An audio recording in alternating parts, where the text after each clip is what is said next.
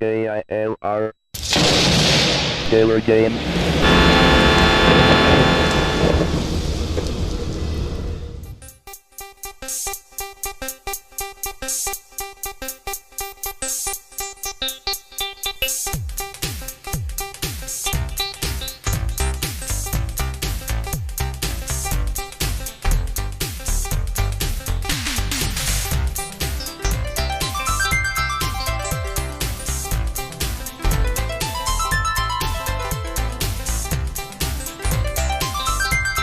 Hello gamers, simmers, and pilots. I am the Killer Gamer and welcome to my tour around the world featuring Microsoft Flight Simulator 4.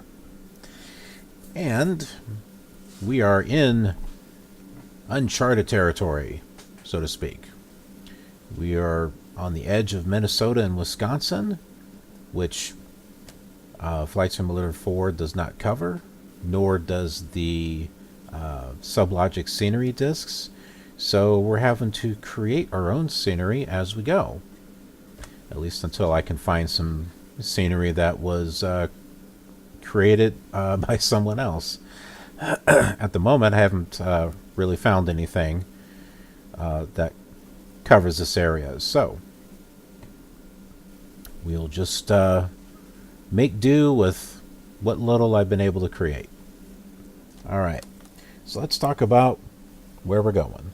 Alright, so looking at our IFR map here, if you can see the hand here, we're right here at Red Wing Regional, RGK. What we're going to be doing is we're going to be going right here.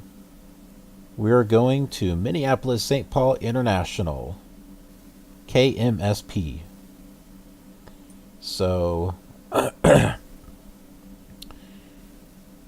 should not be too difficult because we already have the radio tuned in. It's 115.30. Let's see, I've got it.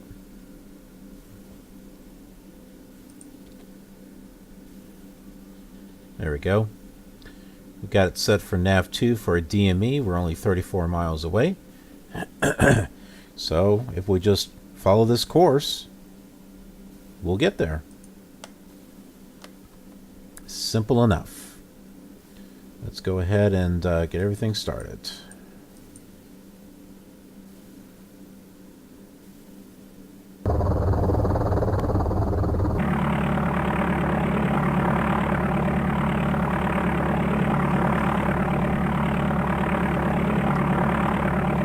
We'll just go ahead and taxi down.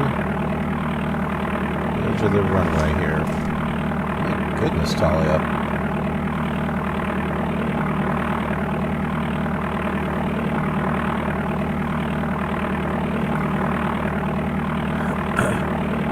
Now I had to create the airport for Minneapolis also.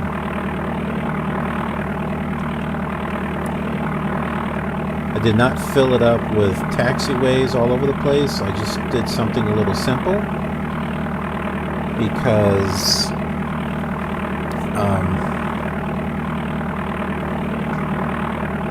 the scenery area that I've been building off of was more than half full. And this is before I learned how to actually make use of this aircraft to scenery designer program.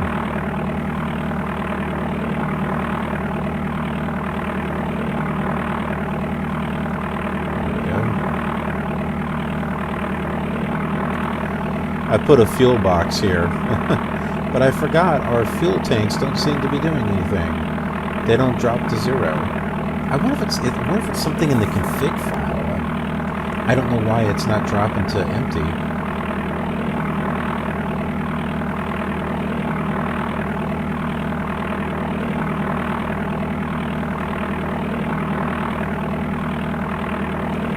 Turn the carb heat on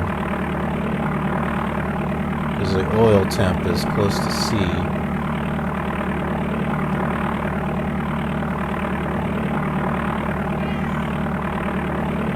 Alright.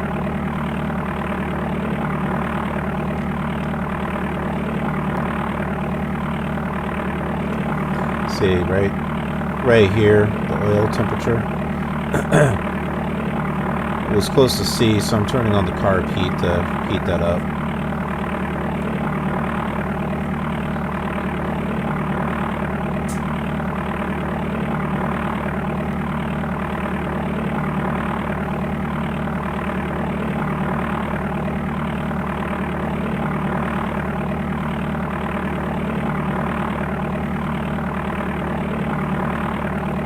This is so weird, being able to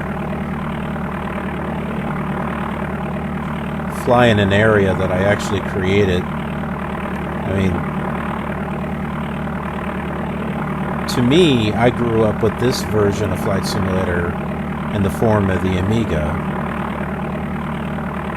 So it sounds like this, has the same engine sound. But yet the Amiga version was limited, just like the Commodore 64, even more so.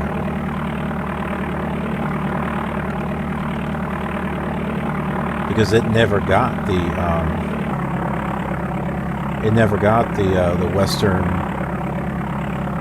Western United States released for it.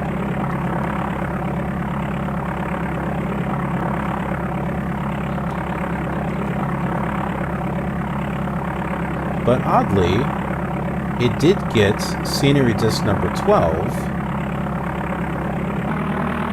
which the Commodore 64 did not get.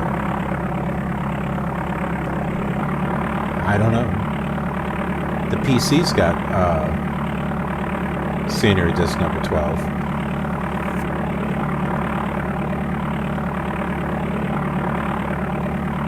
Scenery disc number 12 covers New York, Maine, that whole section there.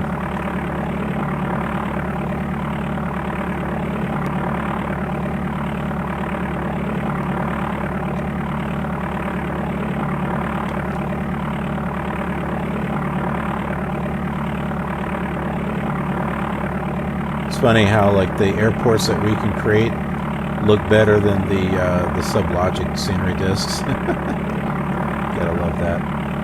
All right.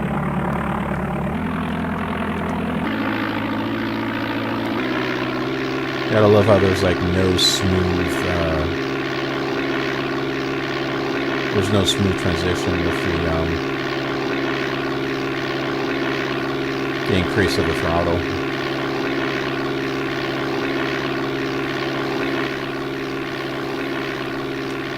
Look at that. All the way up.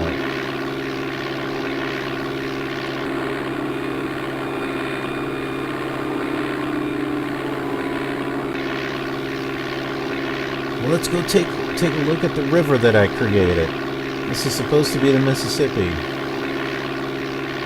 I tried to get it into the right area, but I did not get the right thickness of it.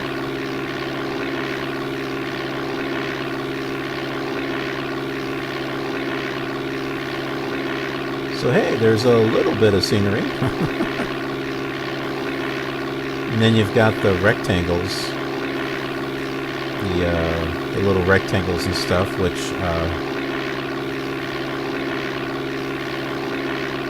help a little bit.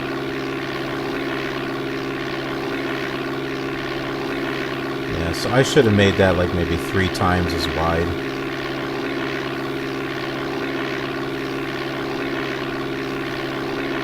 And if I remember correctly,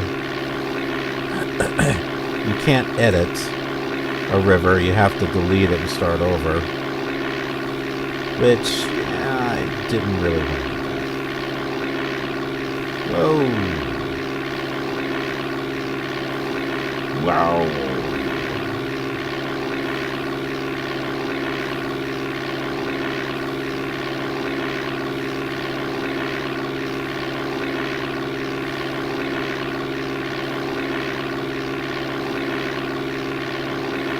This is weird. I turned off the wind, and yet we're still getting blown around.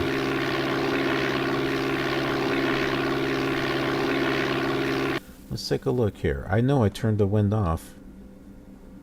Yeah, speed. I turned speed. Well, there's turbulence. Maybe that's it. Let's turn turbulence off. 8. Let's see, 0. Let's see what that does. Finally! Oh. Sorry guys, I was getting so sick and tired of the shaking back and forth.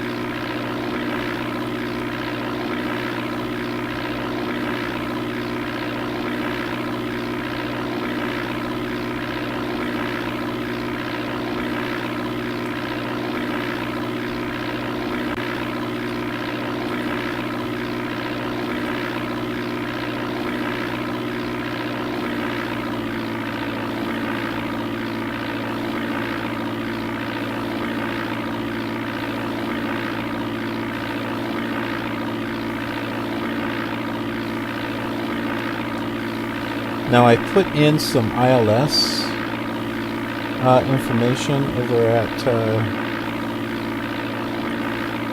Minneapolis-St. Paul, so it'll be interesting to see if we can actually get this to work.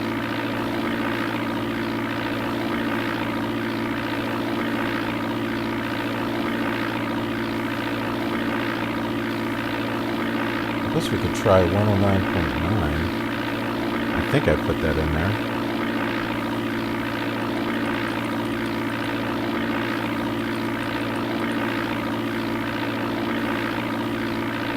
Look at this.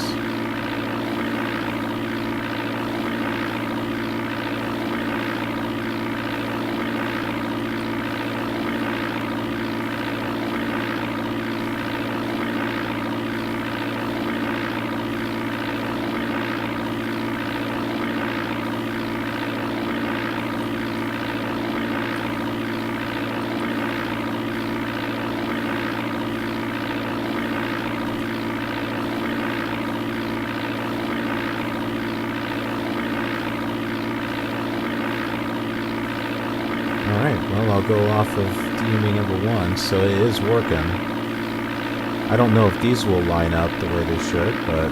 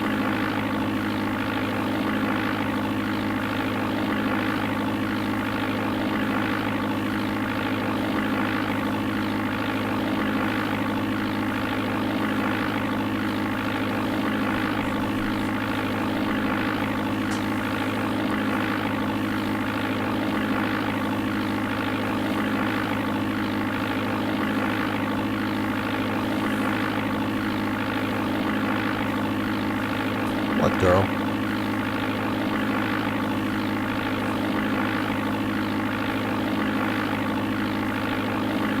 Should be a relatively quick and painless flight. What do you think, Talia? She's right there. Well, say hi. Okay, don't say hi.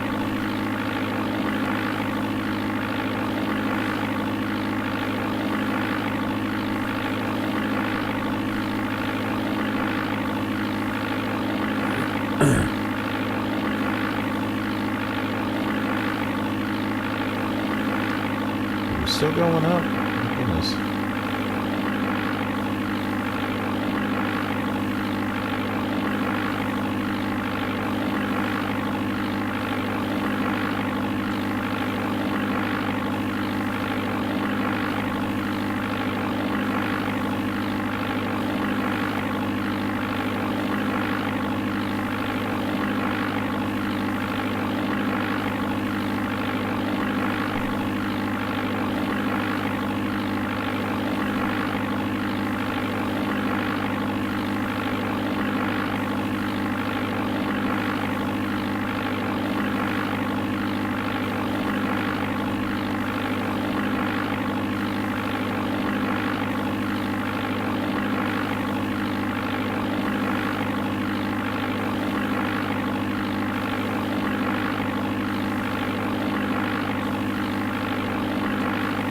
hitting me with your tail. You are. You see how she just stares at me?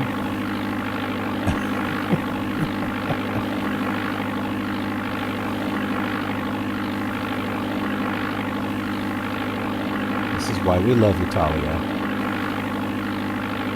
Even though her tail over here is flicking me.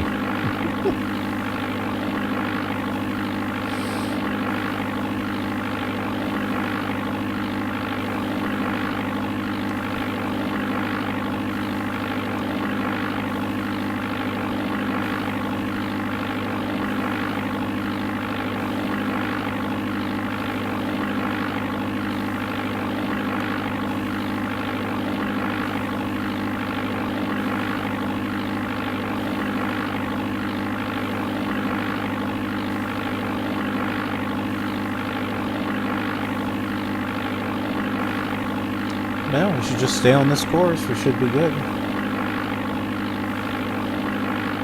When we see it, we'll adjust our heading so that way we can pick up.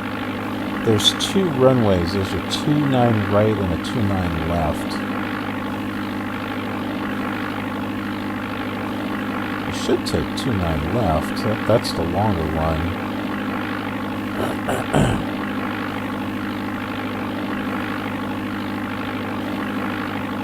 Well, I don't know. We'll go with the right one.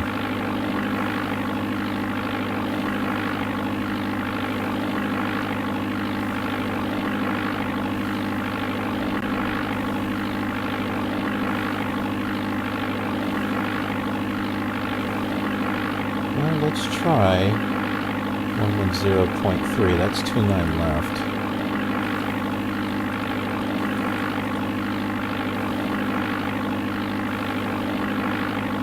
Looks like that one's active.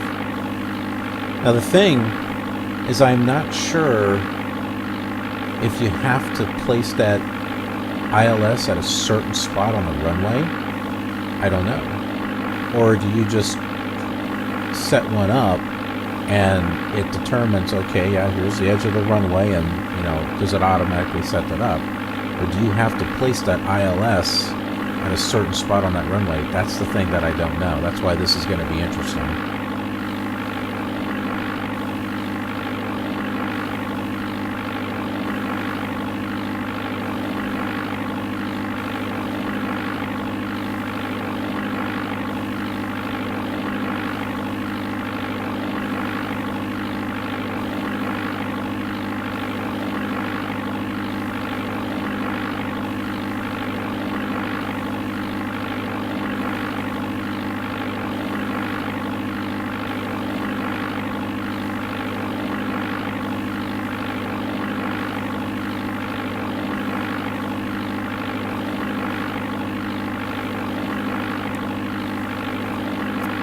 We're 18 miles.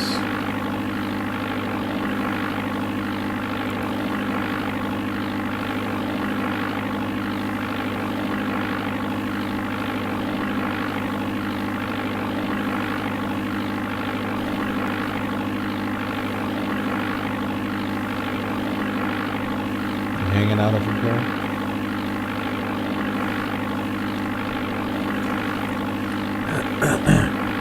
Well, while we wait, let's go over some interesting facts. Why do military uniforms have brass buttons on the sleeves? It was Napoleon's idea, and it grew out of his disgust over a habit his men had. Slogging through Russia in the dead of the winter, the emperor grew sick and tired of seeing his soldiers wipe their noses with their sleeves. Thus, he had brass buttons pulled from the jackets of the dead and sewn onto the sleeves of the offenders. It is a tradition most armies follow to this day, not for the reasons Napoleon did it, but because it looks smart.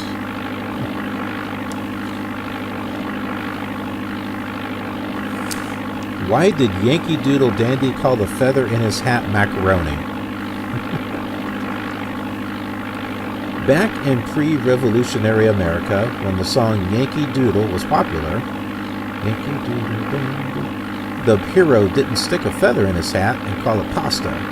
Macaroni was a reference to a fancy dressing Italian, a style which was widely imitated in England at the time. Thus, by sticking just a feather in his cap and calling himself a macaroni, that is a dandy.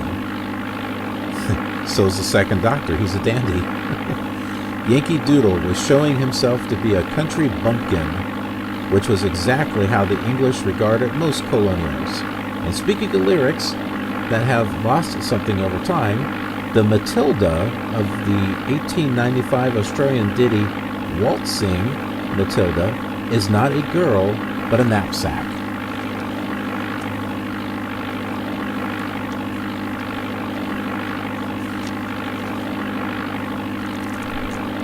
Got a lot of pages on this thing. I'm on page 22, and there's 98 on here.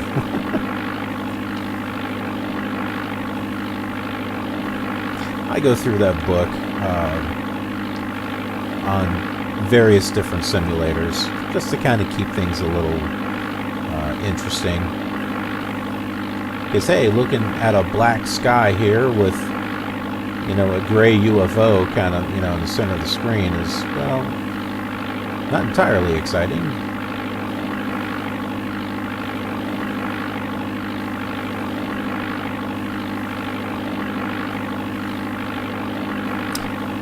And that is probably the airport.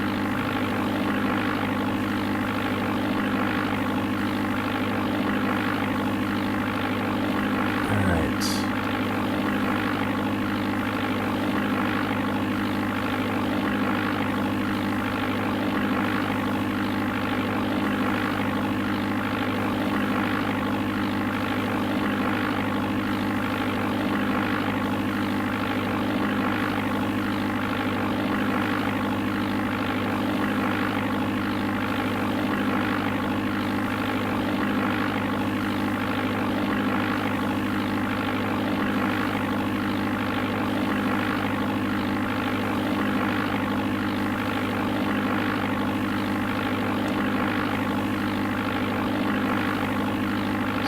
Just fly this heading.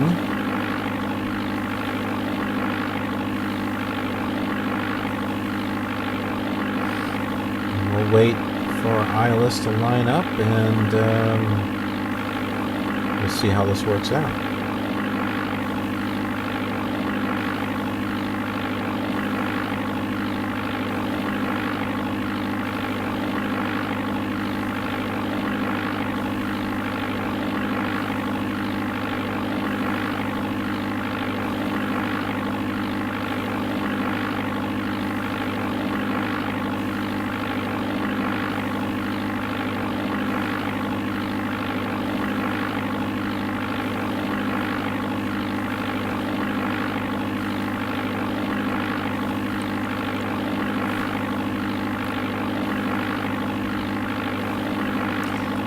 Now, as far as runway data and stuff, I got that from airnav.com because it asks for like the length and the width, and so I got that information from there. And I tried to place the runways relatively close or similar to how it is in the real life.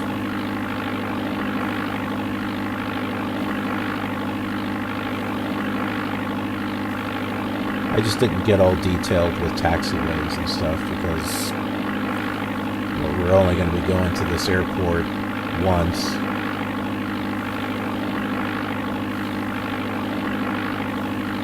You can create dynamic scenery.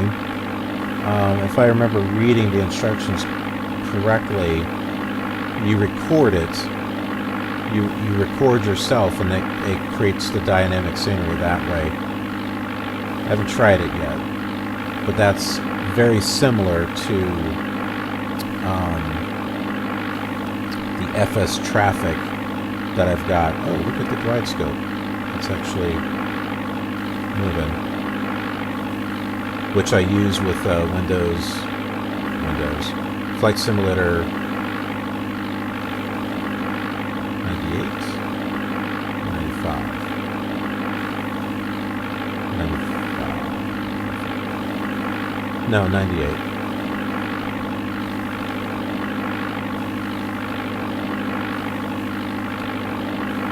Flight Simulator 98 does not have AI traffic. That did not show up until Flight Simulator 2002. They had dynamic scenery, but not AI traffic until 2002. So with FS traffic, you had to record your own AI traffic.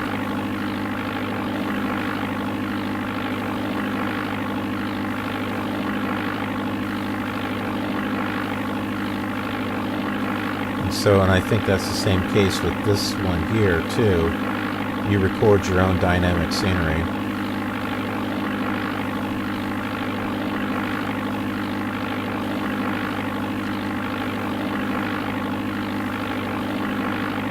Nope, I can see the runways. Whoa. Okay.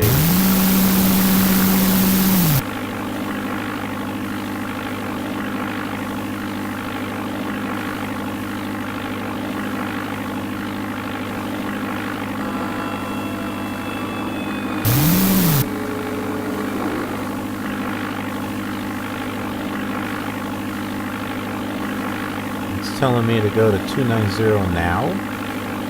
Well, that ain't right.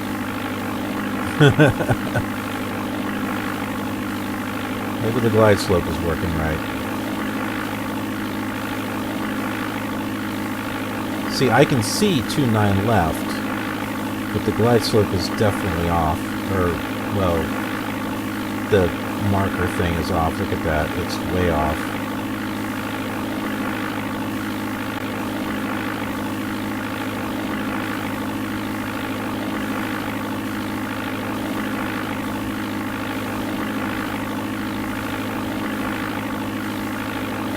I wonder if the vertical thing is correct.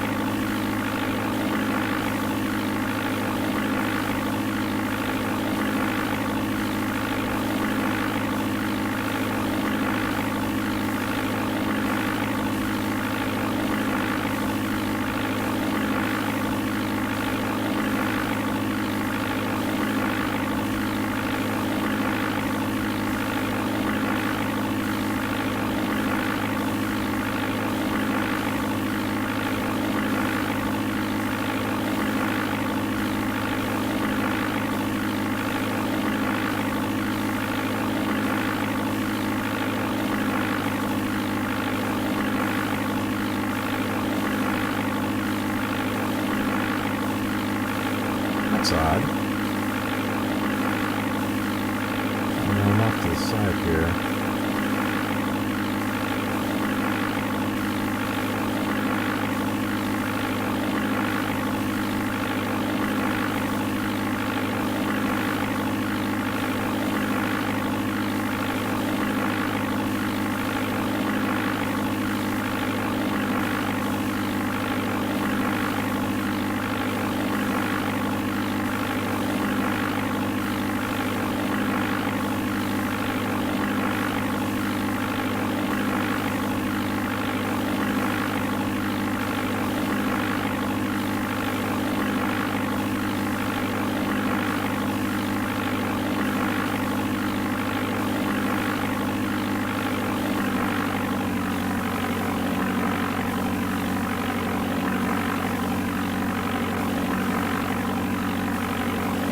Get back on our vertical indicator there.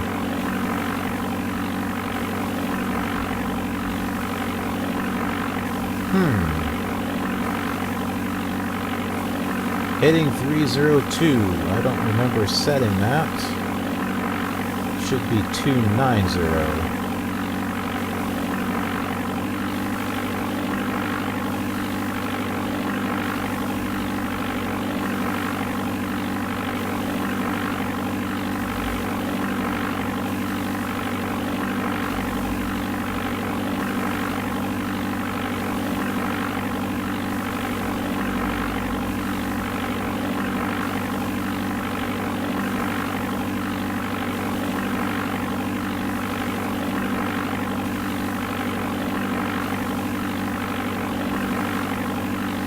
Oh yeah, you can put your outer, middle, and inner beacons on here, but I don't know like where you would actually put them.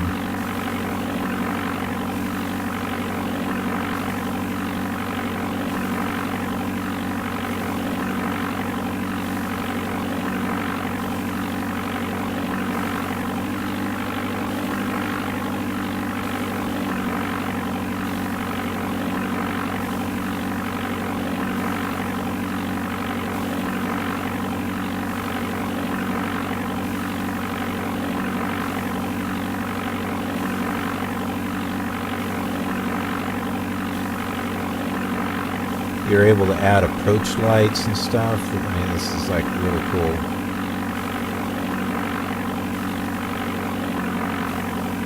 See, it says I'm too high, but yet the ILS does not seem to be accurate. Which is kind of what I thought.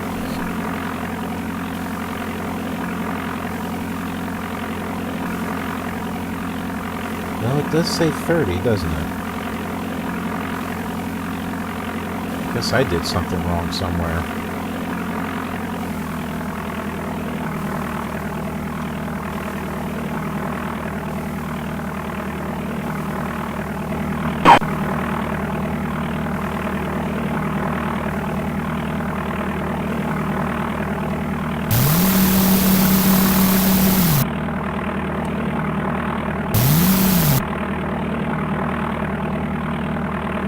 Okay, and I got a little parking area over here. Just gonna wait for the...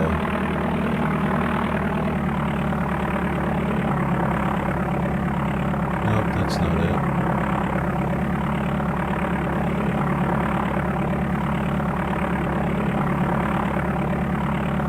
My taxiways are a light gray.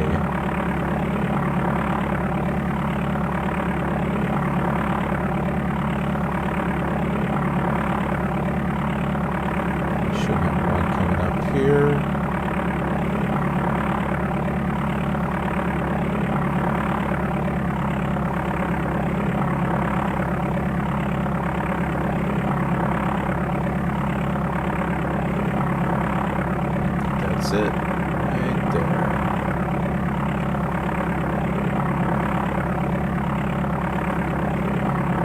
We got a little building over here we can park at.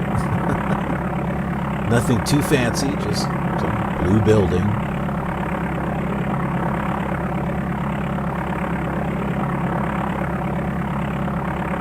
And we'll just park over here by the fuel.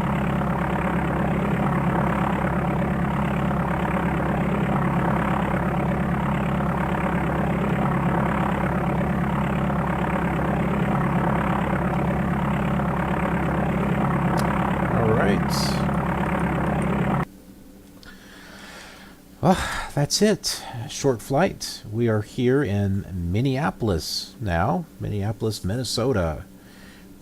So we started off in Illinois and we went to Iowa.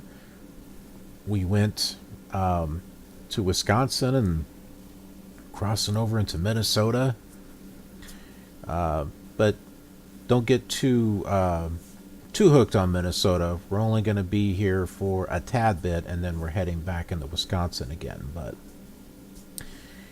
a few areas that I want to hit here in Minnesota, but that's to come. So I hope you'll stay tuned for the next series of flights, and be sure to check this out on the other simulators, and I will see you next time. If you enjoyed this flight and trip back in time, then you might enjoy some of these other videos I made of the same flight. This is just a small sample of the other simulators I'm also using for the World Tour, so you can check out how things compare there if you like. Or perhaps you have fond memories of one of them and just want to see more. There will be more flights, so remember to subscribe if you haven't already.